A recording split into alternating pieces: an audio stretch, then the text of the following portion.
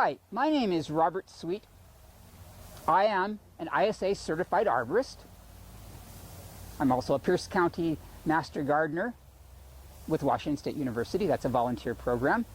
And I have a bachelor's degree in plant science from the University of California at Davis. Today, I'm helping the Tahoma chapter of Western Cascade Fruit Society, a group of amateur fruit growers, with a series we call Revitalizing Old Fruit Trees. Our subject tree today is a medium to old apple tree. In my quick survey of this tree, I did notice some disease issues. However, they are not severe enough in my estimation to disqualify it from pruning and managing for fruit. It's best to take a quick look at the base of the tree. So at the base of this tree, we see a thick, long shoot from the base. That is what a sucker technically is.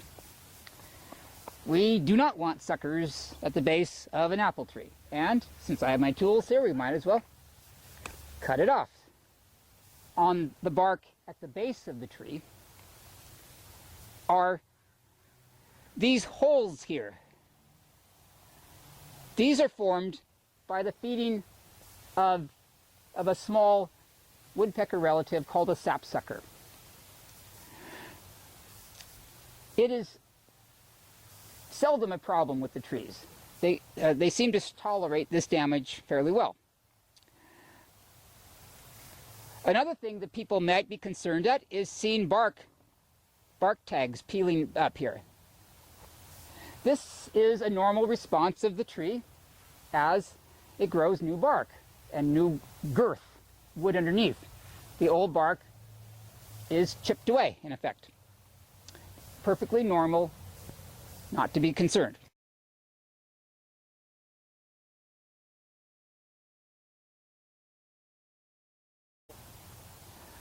There's two kinds of shoots above the level of these major branches. One's like this one, and one's like this one. The one in my right hand is about 1 foot long. The one in my left, 5 feet long. They both grew last year over about a 3-month period. Obviously, the one in my left hand grew more vigorously. My simple rule here for pruning is to take out, not so much shorten, but remove entirely the water sprouts that are thick. These are the true water sprouts. The thinner ones, like this guy, which are 45-degree angle, and thinner, more flexible, perfectly healthy, but less vigorous, are precisely the shoots that we want to keep. On a tree like this, simply removing the water sprouts and leaving the remaining one-year sprouts would be sufficient because there are not that many of these shoots. They can be longer than 1 foot, maybe even 2 feet. Here's another one here. This one's fine.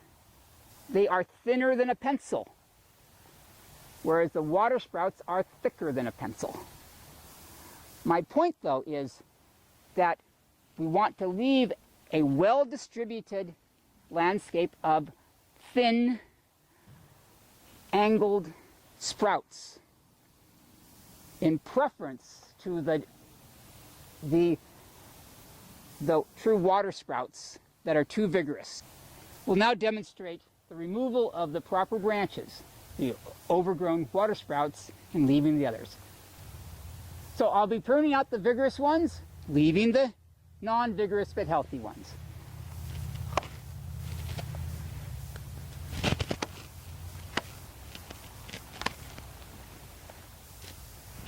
Taking this, leaving this. leaving these. Taking this one, this one, this one,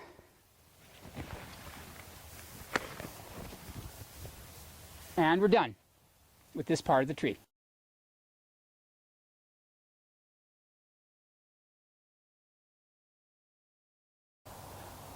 With this apple tree, all of the fruit potential is on the outsides, an outside ring, kind of like a donut.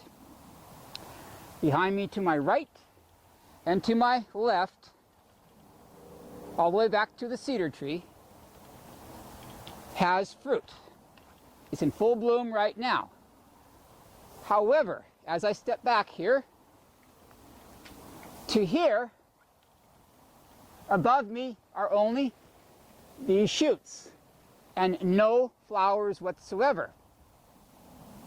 What this means is that over half the tree's surface, as viewed from a bird's eye, is a desert with respect to producing apples. This is due to past pruning of the wrong kind. Now, from a ladder position, I am going to set up some work and show how we fix this problem.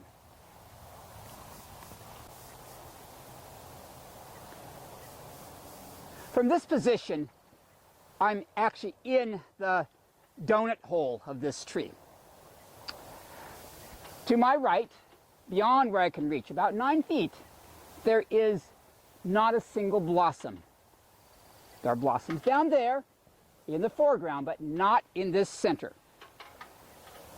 To my left, there's a few right here, but beyond that, they are beyond my reach. They're beyond my reach in front of me.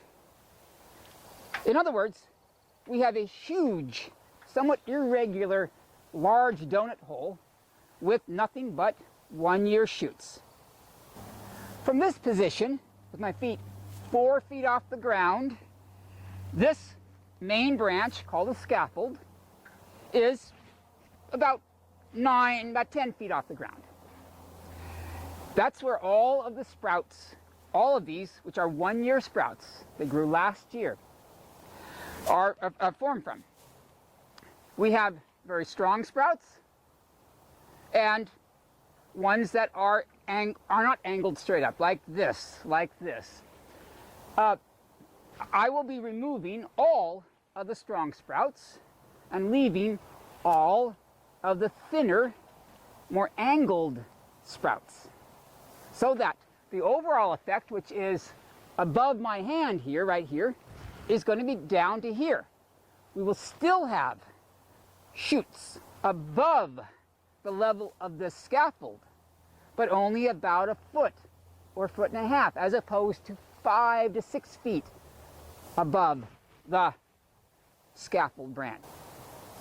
I'm going to prune out all of the tall, thick at the base, straight up and down sprouts off of this branch from here to here,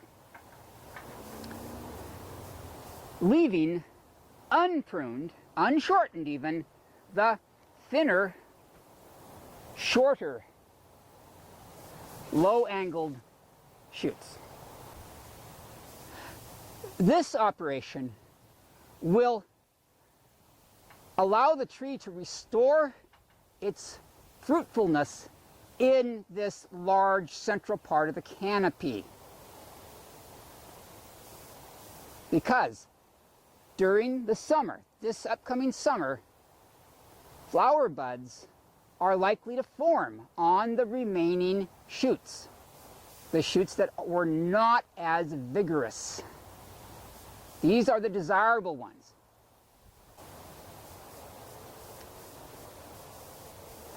For these cuts, I will use my hand pruners.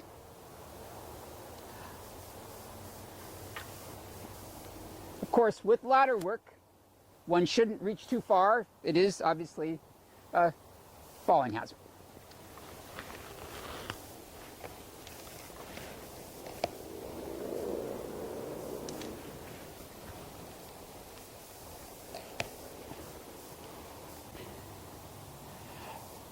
You'll note that from where I can reach with my hand pruners to my left, I have lowered this several feet. The remaining branches are not shortened in any way.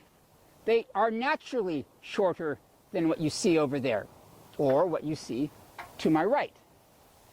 I just happen to have taken about half of the shoots in this case. It's not a hard and fast rule. I've taken the ones that were stronger, straighter, taller, which just happens to frequently be about half. Now I'm going to move the ladder so we can finish off the vigorous shoots on this large branch.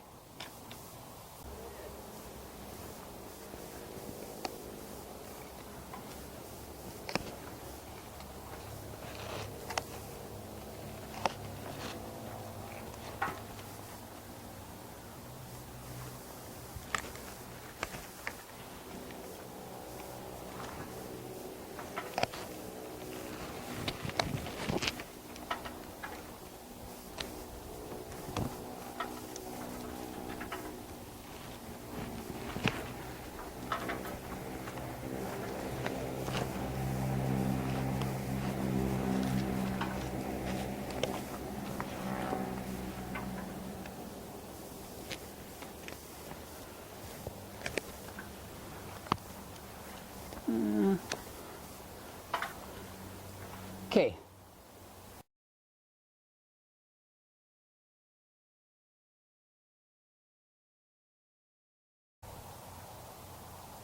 I've removed, as you can see, most or all of the strong sprouts. However, I've noticed that in this particular area right here, we have a thicket of good quality sprouts, more than we need. I'm going to thin out, not for height, but for reduce the density of the useful sprouts here.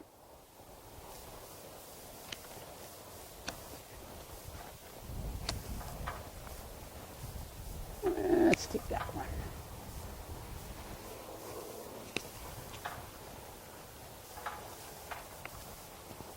Okay.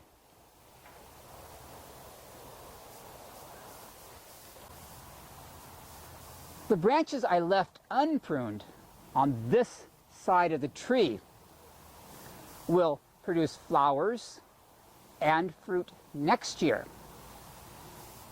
If we were to do the same operation on the other side, we could easily double the fruitfulness of this tree.